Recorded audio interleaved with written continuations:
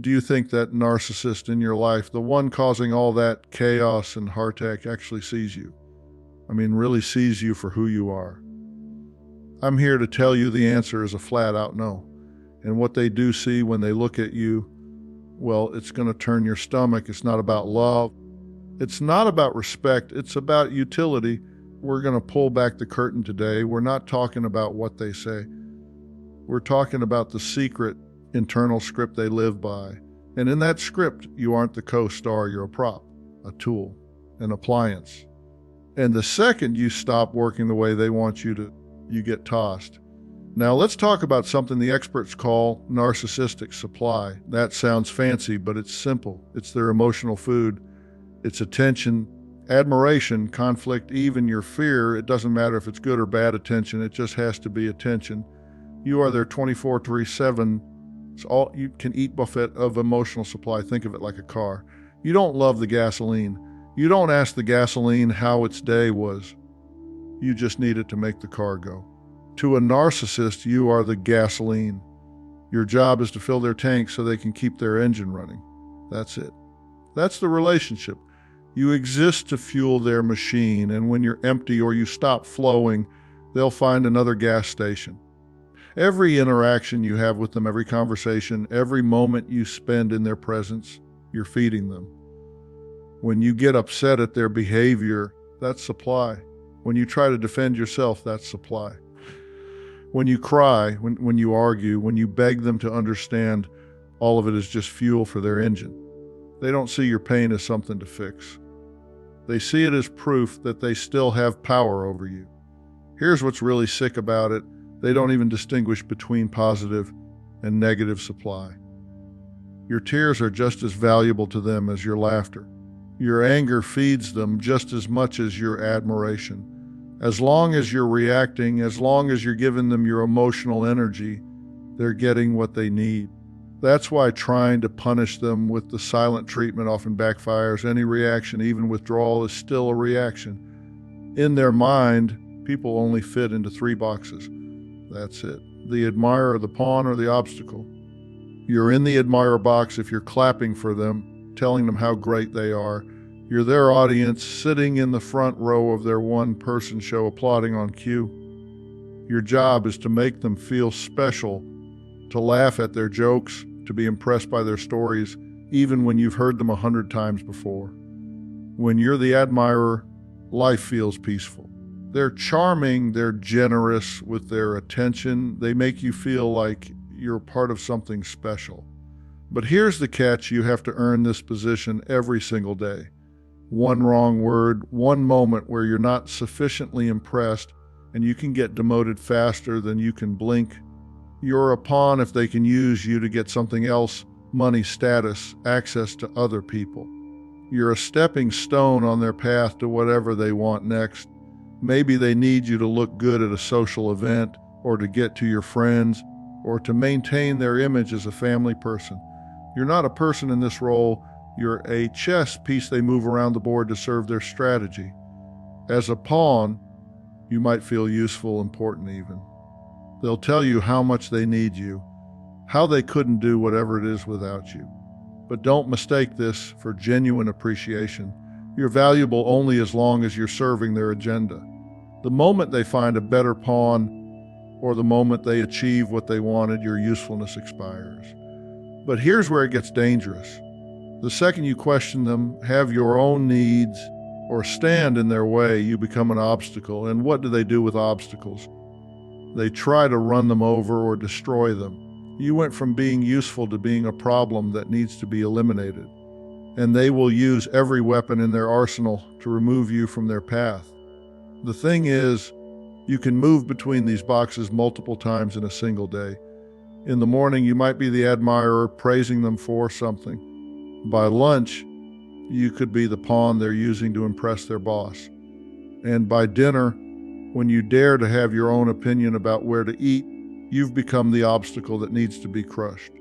You never know which box you're in until it's too late. Now, I want to hear from you. This needs to be a conversation. Drop a comment below and tell me, have you ever felt like you were playing a part for someone and the moment you went off script, all hell broke loose. Let me know which role you think they put you in. I'm going to read these because your stories matter. When you entered this relationship, you signed an invisible contract you never got to read. It says your job is to make them feel special, and their job is to be special. That's it. You do all the work of maintaining their ego, managing their emotions, walking on eggshells around their moods. And what do they contribute? They grace you with their presence. They allow you to bask in their magnificence. This contract is so pervasive, so assumed, that you probably don't even realize you signed it. You just find yourself constantly adjusting your behavior, your words, your very thoughts to avoid triggering their displeasure. You become a master of reading their moods, anticipating their needs, managing their reactions. And somewhere along the way, you forgot that relationships are supposed to be mutual. When you break that contract by having a different opinion or needing something for yourself, you're not just disagreeing. In their mind, you are committing the ultimate betrayal. You're violating the fundamental law of their universe, that everything revolves around them. You're supposed to be predictable, manageable, and grateful. When you step outside those boundaries, when you assert your own needs or challenge their version of reality, you're not just being difficult, you're being dangerous. The rage that follows isn't proportional to what you did. It's proportional to the threat you represent to their entire worldview. You questioning where they were last night isn't just about accountability. It's about you refusing to play your assigned role as the trusting knave supply source. You having your own friends isn't just about independence. It's about you having allegiances that don't center around them. They need you to be small so they can feel big. They need you to be wrong so they can be right. They need you to be grateful so they can feel generous. Every moment of your relationship is choreographed to serve their needs, boost their ego, and maintain their delusion of superiority. You're not living your life, you're performing in theirs. The most insidious part is how they make you complicit in your own diminishment. They don't just demand that you play these roles, they make you want to play them. They reward you when you're the perfect admirer. They make you feel important when you're the useful pawn, and they punish you so severely when you're the obstacle that you'll do anything to avoid that box. And the most twisted part, they genuinely believe this is how relationships are supposed to work. They think everyone operates this way, that everyone is just as selfish and manipulative as they are. The idea that you might actually love them for who they are, rather than what they can do for you, is completely foreign to them. They can't comprehend authentic love because they've never felt it themselves. This isn't just about them wanting to be the center of attention, it runs deeper. It's a twisted game of points and power. And that brings me to the secret scoreboard they're keeping in their head at all times. You think you're in a relationship. They think they're in a cage match. Life for them is a constant, secret competition, and you're the main rival. They're always doing what I call leveling. They see life as a ladder. If you're on a higher rung, they have to either pull you down or puff themselves up to get above you. They can't stand being on the same level. It's either one up or one down. There is no we.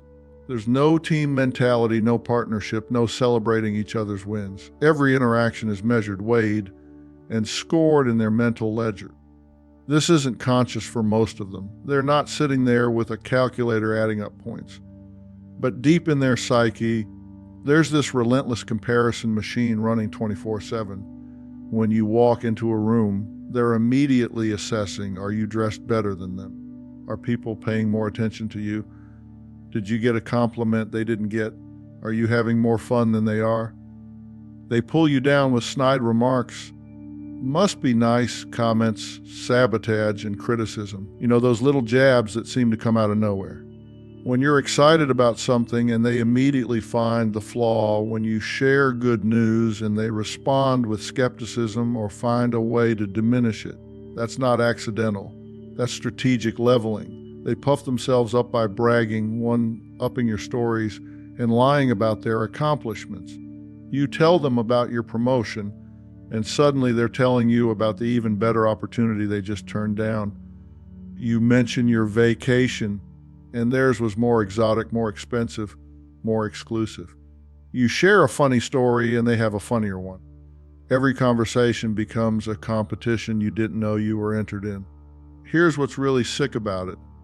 They keep score on everything. Your weight versus theirs, your salary versus theirs, how many friends you have versus how many they have, how your kids are doing versus how theirs are doing. Even things that should be completely neutral, like who gets served first at a restaurant or who the cashier smiles at, it all goes on the scoreboard. You get a promotion at work. Are they happy for you? No. Their secret thought is, why them and not me? They stole that from me. That success was meant for me. Your success is a direct personal insult. It's a point for your team on their secret scoreboard. In their twisted logic, there's only so much success to go around, and if you got some, that means there's less for them. This is why they can never genuinely celebrate your achievements. When you get that promotion, when you lose weight, when your kids do well in school, when you make a new friend, every positive thing in your life is experienced by them as a loss. It's not that they don't want you to be happy. It's that your happiness threatens their position as the most important, most successful, most everything person in the room. They take everything personal. You buy a new car, they take it personal. Your kid wins an award, they take it personal. You get a compliment from a stranger, they take it personal. Why? Because it steals the spotlight. It proves the world doesn't revolve entirely around them, and that is terrifying. In their mind, attention is a finite resource, and every bit of attention you get is attention stolen from them. This is why living with a narcissist is so exhausting. You're constantly having to manage their reactions to your normal life experiences. You learn to downplay your successes, to hide your achievements, to make yourself smaller so they don't feel threatened. You find yourself apologizing for good things happening to you. They have a built-in excuse machine to explain why they aren't as successful as you. I call it the but-for game. But for you having a rich daddy, I'd have your job. But for you getting lucky, I'd be the one getting all the praise. But for the world being unfair, I'd be a huge success. But for people not recognizing my talents, I'd be famous by now. It's never about their lack of effort or their bad choices. It's always about how the world, and specifically you, rigged the game against them. You didn't earn your success. You got it through connections, luck, or some unfair advantage they don't have. Your achievements don't count because the playing field wasn't level. They would have done better if they'd had your opportunities, your support system, your advantages.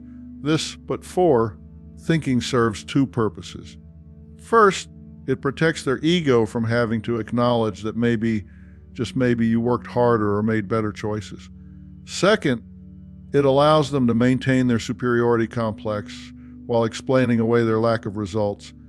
They're still the most talented, most deserving person in the room. They just got a raw deal. The most heartbreaking part is watching them apply this to your children's achievements. Your kid gets into a good college, but for us not being able to afford SAT prep classes, our kid would have gotten into. Your child wins a sports award, but for that coach playing favorites, our kid would have won. They can't even let children have their moments without making it about the scoreboard. Have you ever noticed they can't give a real, genuine compliment? If they say, "You did a great job," it feels hollow, or it's followed by a, "but." Here's why. In their mind, giving you a compliment is like handing a trophy to the opposing team. It's admitting you won a point. It diminishes them. They cannot afford to do that. When they do attempt compliments, listen carefully. "You look nice for your age."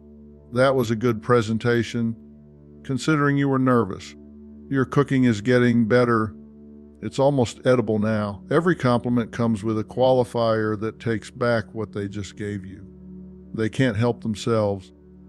Real compliments acknowledge that someone else did something well, that someone else deserves recognition, that someone else has value independent of them. For a narcissist, that's impossible. Acknowledging your worth doesn't just make you feel good, it makes them feel less valuable by comparison. This is why they're masters of the backhanded compliment, the faint praise, the compliment that's really an insult in disguise. They've figured out how to say the words that sound supportive while actually keeping you in your place on their imaginary scoreboard. They'll even compete with you over who has it worse. You have a headache, they have a migraine. You had a bad day at work. Their day was a complete disaster. You're feeling overwhelmed, they're having a nervous breakdown. Even suffering becomes a competition because in their world, whoever suffers the most gets the most attention and sympathy. The scoreboard extends to everything. Who's more tired, who's more stressed, who's more busy, who's more in demand. They have to win at everything, even things that shouldn't be competitions. And here's the kicker, they keep changing the rules of the game so they always come out on top. This inability to see you as a teammate, this constant need to win, it all stems from a place of profound emptiness and a warped sense of reality. Let's talk about what's really going on inside that echo chamber they call a mind. What do you think a narcissist thinks about all day? Themselves. It's a 24/7 broadcast starring them, written by them, and directed by them.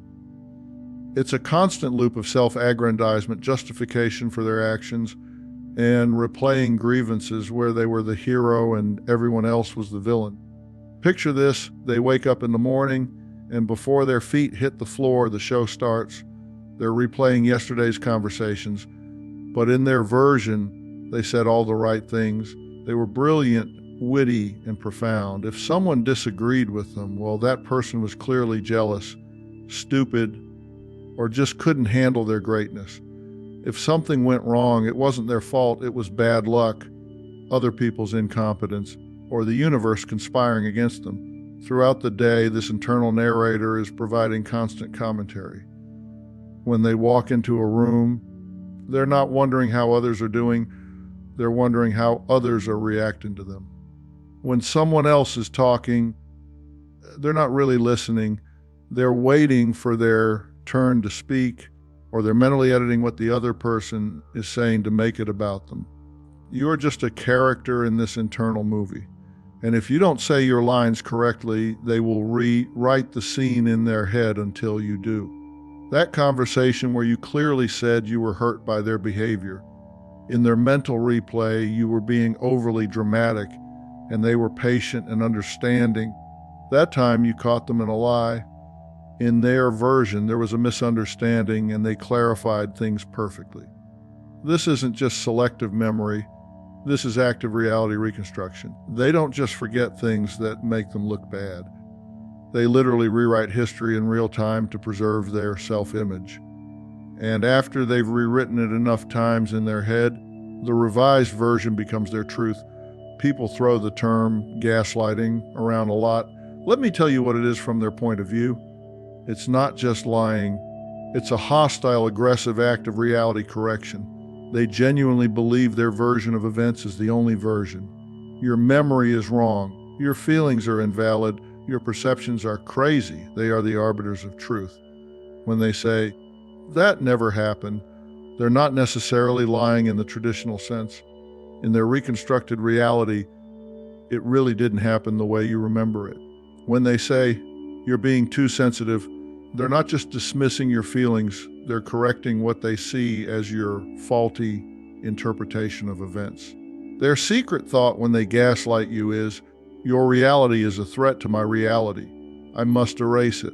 Your version of events challenges their carefully constructed narrative where they're always right, always justified, always the victim or the hero. They can't allow your reality to coexist with theirs because it would create cognitive dissonance that would shatter their worldview. So they don't just disagree with you, they aggressively campaign to make you doubt your own perceptions. You're remembering it wrong. You're being paranoid. You're making a big deal out of nothing. You're twisting my words. You're being crazy. They'll say these things with such conviction, such absolute certainty that you start to question yourself. By the time you get through getting gaslit by a narcissist, you're going to be doubting your own damn name. And that's the goal, to make you so unsure of yourself that you have to rely on their version of reality. Once they've undermined your confidence in your own perceptions, they become your reality anchor. You stop trusting yourself and start trusting them, even when every instinct is screaming that something's wrong. Why don't they feel bad when they hurt you? It's simple. They can't. Empathy is the ability to stand in someone else's shoes. A narcissist's shoes are so full of themselves, there's no room for anyone else. When you're crying, they're not thinking, I hurt this person. They're thinking, this is so inconvenient. Why are they being so dramatic? This is an attempt to manipulate me. Your pain is an annoyance and an accusation. It's inconvenient because it interrupts their narrative. It's dramatic because in their world, only their emotions are valid and proportionate. And it's manipulative because they assume everyone operates the way they do, using emotions as weapons to get what they want. They might go through the motions of comfort, but it's performative. They're doing what they think they're supposed to do, not what they feel compelled to do. You can tell the difference. Real empathy feels warm, genuine, connecting. Performed empathy feels cold, mechanical, obligatory. Sometimes they'll even get angry at you for being upset about something they did. Why are you making such a big deal about this? I said I was sorry. What more do you want? You're being ridiculous. Your emotional response to their behavior becomes another thing they have to manage, another inconvenience in their day. Here's what's really twisted. They often see your tears as a victory. It proves they have power over you. It confirms their importance in your life. If they can make you cry, if they can affect you that deeply, then they must matter. Your pain becomes evidence of their significance. You will wait your whole life for a real apology. Don't. In their mind, they have nothing to apologize for. Every bad thing they did was either justified, your fault, or didn't happen the way you remember it. If they did lose their temper, it was justified. You pushed me to it. Anyone would have reacted that way. I had every right to be angry. The behavior was proportional to your provocation. In fact, they showed remarkable restraint considering how unreasonable you were being. If they hurt your feelings, it was your fault. If you hadn't been so sensitive, this wouldn't have happened. If you had just listened to me the first time, I wouldn't have had to raise my voice. If you weren't so insecure, you wouldn't have taken it that way. You caused the problem by being too weak, too needy, too emotional, too something. If you insist something happened that makes them look bad, well, it didn't happen. I never said that. You're making things up. That's not how it happened at all. You're remembering it wrong. You're being paranoid. Your memory is faulty. Your perceptions are skewed. Your version of events is fiction. The apologies you do get aren't real apologies. I'm sorry you feel that way isn't an apology, it's a dismissal. I'm sorry, but isn't an apology either. It's a justification with sorry sprinkled on top. I said I was sorry. What more do you want? Isn't an apology, it's irritation that you're still upset about something they already handled. A real apology requires acknowledging what you did wrong, taking responsibility for the impact, and committing to change. Narcissists can't do any of those things because it would require admitting they were wrong, acknowledging that your feelings matter, and accepting that they need to modify their behavior. That's impossible when you live in an echo chamber where you're always right and everyone else is the problem. You'd think someone this superior would be fearless. But that's the biggest illusion of all. Underneath all that arrogance is the most fragile, terrified ego you've ever seen. And their entire life is built to protect it. For all their bluster and chest-thumping, narcissists are the most fearful people on the planet. They live in a constant state of terror. Behind all that arrogance, all that superiority, all that controlling behavior is someone who is absolutely terrified of two things: being ignored and being exposed for who they really are. Their biggest fear isn't being hated, it's being irrelevant. Being ignored is like cutting off their oxygen supply. If nobody is looking at them, do they even exist? In their mind, the answer is no. They need constant validation, constant attention, constant confirmation that they matter. Without it, they start to panic. This is why they can't stand it when you're on your phone, when you're talking to someone else. when you're focused on anything that isn't them. It's not just jealousy, it's existential terror. Every moment you're not paying attention to them is a moment they cease to exist in any meaningful way. Just watch what happens when they walk into a room and nobody notices. Watch their face when they tell a story and people don't react the way they expect. Watch how frantic they become when the conversation moves on without them. They'll do anything, interrupt, tell a louder story, create drama, start an argument, anything to get the spotlight back on them. This is why they hate it when you have your own interests, your own friends, your own life. It's not that they don't want you to be happy. It's that every piece of your attention that goes somewhere else is a piece they're not getting. And without that constant flow of attention, they start to disappear, at least in their own minds. Their second biggest fear is what I call the Wizard of Oz moment. It's the fear that you'll pull back the curtain and see them for what they really are, a small, insecure, empty person pulling levers. They will burn the world down to prevent you from seeing that. Everything they do, every persona they put on, every story they tell, every relationship they manipulate, it's all designed to keep you from looking behind that curtain. They know deep down that they're not the superior being they pretend to be. They know they're not as smart, as talented, as special as they claim. The whole grandiose act is a desperate attempt to convince you and themselves that there's something they're not. But the truth is always threatening to break through, and that terrifies them. When you criticize a narcissist, why do they fly into a rage? It's not because they're angry, it's because they're terrified. You've just poked at the fragile foundation of their entire identity. When you say, I think you made a mistake, they hear, I see you. I see that you're not perfect. I see the fraud behind the curtain.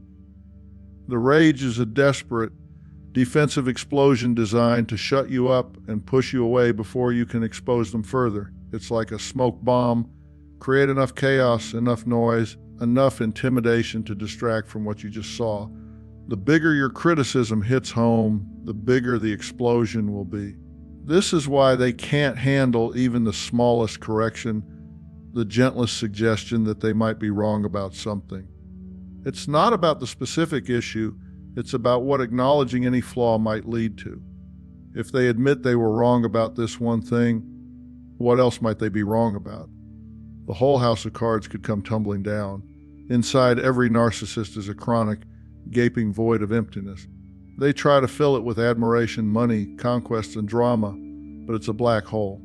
Nothing ever fills it. No amount of success, no amount of attention, no amount of control ever makes them feel whole. This emptiness isn't just sadness or loneliness.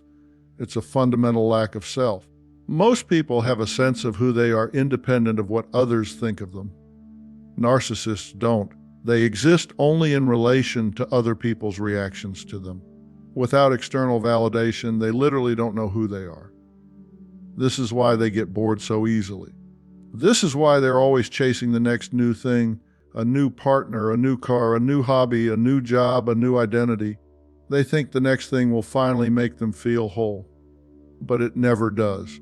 The problem isn't the stuff on the outside, it's the emptiness on the inside. So they're like emotional vampires, constantly needing to feed off other people's energy, attention, and emotions to feel alive. But no matter how much they consume, they're never satisfied because they're trying to fill an unfillable void. It's exhausting for everyone around them and ultimately futile for them. This chronic emptiness also explains their addiction to drama. Drama guarantees attention. Drama guarantees emotional intensity. Drama guarantees that they're at the center of something significant. Peaceful, stable relationships don't provide the constant stimulation they need to feel real.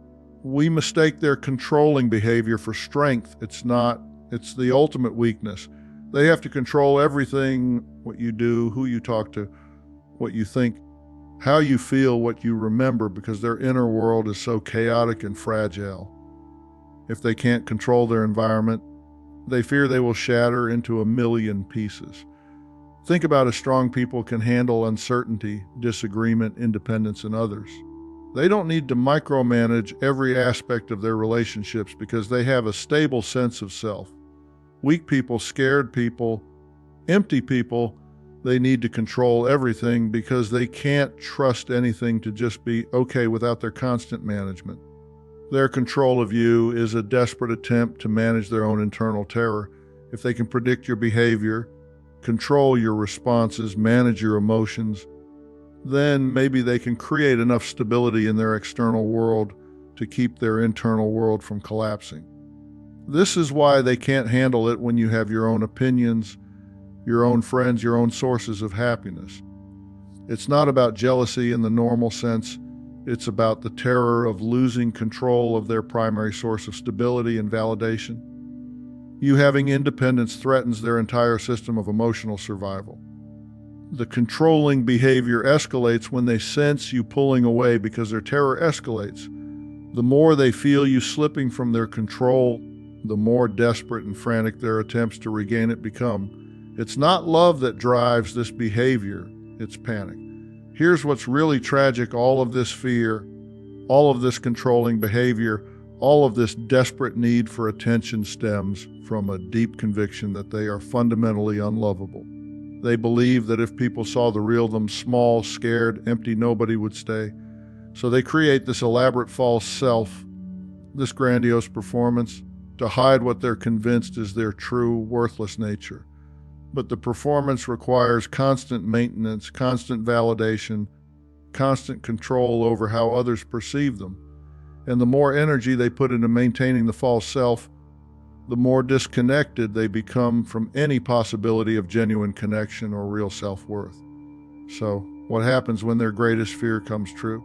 What happens when you stop playing the game and take away their control by walking out the door? What they think then is the final shocking truth. So you've done it. You've packed your bags and you've left. Do you think they're sitting there heartbroken, thinking about all the good times and missing you? Think again. Their first thought is not sadness, it's rage. You didn't just leave them, you fired them from the starring role in your life.